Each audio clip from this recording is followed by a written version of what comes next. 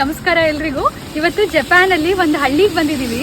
ಈ ಊರಲ್ಲಿ ಕೆಲವೊಂದು ಮನೆಗಳೆಲ್ಲ ಹಾಳು ಬಿದ್ದೋಗಿದೆ. ಇತ್ತೀಚೆಗೆ ಏನಾಗಿದೆ ಅಂದ್ರೆ ಹಳ್ಳಿ ಜನ ಎಲ್ಲ ಸಿಟಿಗೆ ಹೋಗ್ತಾ ಇದ್ದಾರೆ. ಹಾಗಾಗಿ ಹಳೆ ಮನೆಗಳೆಲ್ಲ ಹಾಗೆ ಹಾಳು ಬಿದ್ದಿದೆ. ಗೌರ್ಮೆಂಟ್ ಅವರು ಫ್ರೀಯಾಗಿ ಮನೆ ಕೂಡ ಕೊಡ್ತಾ ಇದ್ದಾರೆ. ಬನ್ನಿ ನೋಡೋಣ. ಈ ತರ ಫ್ರೀಯಾಗಿ ಮನೆ ಕೊಡೋದ್ರಿಂದ ಗೌರ್ಮೆಂಟ್ಗೆ ಏನು ಅನುಕೂಲ ಅಂತಂದ್ರೆ ಹಳ್ಳಿಗಳಲ್ಲೂ ಕೂಡ ಜನಗಳಿರ್ತಾರೆ, ಹಾಗೆ ಟ್ಯಾಕ್ಸ್ ಕೂಡ ಕಲೆಕ್ಟ್ ಆಗುತ್ತೆ. ಈ ತರ ಮನೆಗಳೆಲ್ಲ ಖಾಲಿ ಆಗಿರೋದಕ್ಕೆ ಮುಖ್ಯ ಕಾರಣ ಏನಂದ್ರೆ ಹಳ್ಳಿಗಳಲ್ಲಿ ಜನಸಂಖ್ಯೆ ಕಡಿಮೆ ಆಗ್ತಾ ಇದೆ. ಯಂಗ್ಸ್ಟರ್ಸ್ ಎಲ್ಲಾನು ಸಿಟಿಗಳಿಗೆ ಹೋಗ್ತಾ ಇದ್ದಾರೆ. ತಂದೆಯಿಂದ ಮಕ್ಕಳಿಗೆಲ್ಲ ಆಸ್ತಿ ಟ್ರಾನ್ಸ್ಫರ್ ಆಗುವಾಗ ತುಂಬಾ ಟ್ಯಾಕ್ಸ್ ಕಟ್ಟಬೇಕಾಗತ್ತೆ. ಸಿಟಿಗಳಲ್ಲಿರೋರಿಗೆ ಅಲ್ಲಿಂದ ಹಳ್ಳಿಗಳಿಗೆ ಬಂದು ಈ ಮನೆಗಳನ್ನ ನೋಡ್ಕೊಳಕ್ಕಾಗಲ್ಲ. ಯಾಕಂದ್ರೆ ಮೇಂಟೆನೆನ್ಸ್ ಕಾಸ್ಟ್ ಕೂಡ ತುಂಬಾ ಜಾಸ್ತಿ ಇದೆ ಇಲ್ಲಿ. ಇದು ಗೌರ್ಮೆಂಟ್ಗೆ ದೊಡ್ಡ ತಲೆನೋವಾಗಿದೆ. ಈಗಿರೋ ಹಳ್ಳಿ ಜನರಿಗೆಲ್ಲ ಎಲ್ಲ ಸೌಲಭ್ಯಗಳನ್ನು ಕೊಡಬೇಕು, ಹಾಸ್ಪಿಟಲು ಮತ್ತು ರೋಡ್ ಅಂತ ಎಲ್ಲನೂ. ಇದಕ್ಕೆಲ್ಲ ಖರ್ಚಾಗುತ್ತೆ. ಹಾಗಾಗಿ ಈ ಮನೆಗಳನ್ನೆಲ್ಲ ಫ್ರೀಯಾಗಿ ಕೊಡ್ತಾ ಇದ್ದಾರೆ. ಇದರಿಂದ ಗೌರ್ಮೆಂಟ್ಗೆ ಟ್ಯಾಕ್ಸ್ ಕಲೆಕ್ಟ್ ಆಗುತ್ತೆ, ಹಾಗೆ ಹಳ್ಳಿಗಳಲ್ಲೂ ಜನವಸತಿ ಹೆಚ್ಚಾಗುತ್ತೆ. ಇಲ್ಲಿ ನೋಡಿ, ಹಳೆ ಕಾಲದ ಫೋನ್ ಬೂತ್ಗಳು ಜಪಾನಲ್ಲಿ ಇನ್ನೂ ಇದೆ. ಎಲ್ಲ ಕಡೆನೂ ನೋಡ್ಬೋದು. ಭೂಕಂಪ ಮತ್ತು ಸುನಾಮಿ ಟೈಮ್ನಲ್ಲಿ ತುಂಬ ಉಪಯೋಗಕ್ಕೆ ಬರುತ್ತೆ ಈ ಫೋನ್ಗಳು. ಜಪಾನ್ ಅಲ್ಲಿ ಹಳ್ಳಿಗಳಿರ್ಲಿ ಅಥವಾ ಸಿಟಿಗಳಿರ್ಲಿ ಎಷ್ಟೇ ಜೋರ್ ಮಳೆ ಬಂದ್ರೂ ಎಲ್ಲೂ ನೀರ್ ನಿಲ್ಲೋದಿಲ್ಲ. ನೀರ್ ಹರಿದೋಗೋ ತರ ಮಾಡಿದ್ದಾರೆ. ಹಾಗಾಗಿ ಪ್ರವಾಹ ಎಲ್ಲ ಆಗೋದಿಲ್ಲ.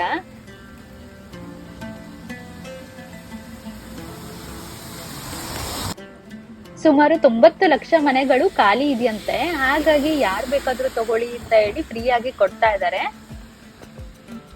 2018 ವರದಿ ಪ್ರಕಾರ 50 ಲಕ್ಷ ಮನೆಗಳು ಈ ತರ ಖಾಲಿ ಇತ್ತಂತೆ. ಇತ್ತೀಚೆಗೆ ಹೆಚ್ಚಾಗಿರೋದ್ರಿಂದ ಗೌರ್ಮೆಂಟ್ಗೆ ಒಂದು ದೊಡ್ಡ ತಲೆನೋವಾಗಿದೆ. ಈ ಸಮಸ್ಯೆನ ಹೇಗೆ ಪರಿಹಾರ ಮಾಡೋದು ಅಂತ ಹೇಳಿ ಈ ಮನೆಗಳನ್ನೆಲ್ಲ ಫ್ರೀಯಾಗಿ ಕೊಡ್ತಾ ಇದ್ದಾರೆ. ನಮ್ ದೇಶದಲ್ಲೂ ಹಳ್ಳಿ ಜನ ಮಳೆ ಮತ್ತೆ ಬೆಳೆ ಇಲ್ಲದೆ ಇರೋದಕ್ಕೆ ಪಟ್ಟಣಗಳಿಗೆಲ್ಲ ಹೋಗ್ತಾರೆ ಉದ್ಯೋಗ ಹುಡ್ಕೊಂಡು. ಅದೇ ತರ ಇಲ್ಲಿನ ಜನ ಕೂಡ ಪಟ್ಟಣಗಳಿಗೆ ಹೋಗ್ತಾ ಇದ್ದಾರೆ. ಒಂದು ವ್ಯತ್ಯಾಸ ಏನಂದ್ರೆ ಇವರು ವಾಪಸ್ ಇಲ್ಲಿಗೆ ಬರಲ್ಲ. ಅದಕ್ಕೆ ಮುಖ್ಯ ಕಾರಣ ಪಿತ್ರಾರ್ಜಿತ ಆಸ್ತಿ, ಅಂದ್ರೆ ತಂದೆಯಿಂದ ಮಕ್ಕಳಿಗೆ ಆಸ್ತಿ ಟ್ರಾನ್ಸ್ಫರ್ ಆಗುವಾಗ ಟ್ಯಾಕ್ಸ್ ತುಂಬಾ ಜಾಸ್ತಿ ಇರುತ್ತೆ. ಹಾಗಾಗಿ ಈ ಮನೆಗಳೆಲ್ಲ ಖಾಲಿ ಉಳಿದಿದೆ. ಜಿಟಿ ಮಳೆ ಬರ್ತಾನೆ ಇದೆ. ಅದ್ರಲ್ಲೇನೆ ಈ ಊರ್ನ ನೋಡ್ತಾ ಇದೀವಿ. ಎಲ್ಲೋ ಒಬ್ಬೊಬ್ರು ಕಾಣಿಸ್ತಾ ಇದ್ದಾರೆ ಅಷ್ಟೇ. ರೋಡ್ಗಳೆಲ್ಲ ಖಾಲಿ ಆಗಿದೆ, ಜನನೇ ಇಲ್ಲ ಈ ಊರಲ್ಲಿ. ಇತ್ತೀಚೆಗೆ ಕೆಲವೊಂದು ಕಂಪನಿಗಳಿದೆ, ಅವ್ರೇನ್ ಮಾಡ್ತಾರೆ ಅಂದ್ರೆ ಈ ತರ ಖಾಲಿ ಮನೆಗಳೆಲ್ಲಿದೆ ಅಂತ ಹೇಳಿ ತೋರಿಸ್ತಾರೆ. ಹಾಗೆ ಮನೆನ ರಿಪೇರಿ ಮಾಡಿಸ್ಕೊಡ್ತಾರೆ. ಹಾಗೆ ಮನೆ ಬಾಡಿಗೆ ಬಿಡ್ಬೇಕು ಅಂತಂದ್ರೆ ಅದಕ್ಕೂ ಕೂಡ ಸಹಾಯ ಮಾಡ್ತಾರೆ. ಒಂದಿಷ್ಟು % ಅಂತ ಹೇಳಿ ಕಮಿಷನ್ ತಗೋತಾರೆ ಅಂತ ಕೇಳ್ಪಟ್ಟೆ. ಇಲ್ಲಿ ನೋಡಿ, ಈ ಮನೆ ಎಷ್ಟು ಚೆನ್ನಾಗಿದೆ. ಟ್ರೆಡಿಷನಲ್ ಜಾಪನೀಸ್ ಮನೆಗಳೆಲ್ಲ ಹೀಗೆ ಇರುತ್ತೆ. ಈ ಮನೆ ಪಕ್ಕದಲ್ಲೇನೆ ಚಿಕ್ಕ ಹೊಲ ಕೂಡ ಇದೆ.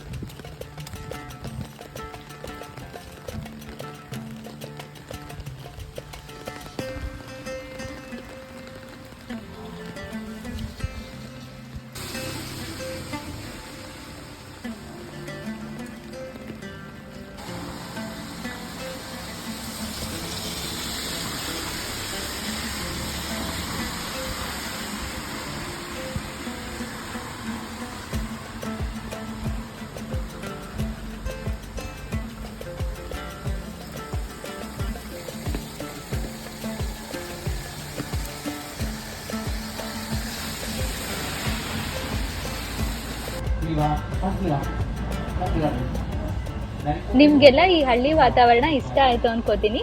ಇದೇ ತರ ಇನ್ನಷ್ಟು ಜಪಾನ್ ಬಗ್ಗೆ ತಿಳ್ಕೊಳ್ಳೋದಕ್ಕೆ ಸಬ್ಸ್ಕ್ರೈಬ್ ಮಾಡಿ, ಹಾಗೆ ಈ ವಿಡಿಯೋನ ಶೇರ್ ಮಾಡಿ, ಹಾಗೆ ಲೈಕ್ ಮಾಡಿ. ಮತ್ತೆ ಇನ್ನೊಂದು ವಿಡಿಯೋದಲ್ಲಿ ಸಿಗೋಣ.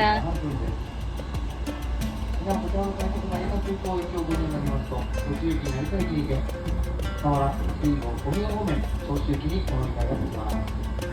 お乗り換えの際には忘れ物ないようお気をつけください。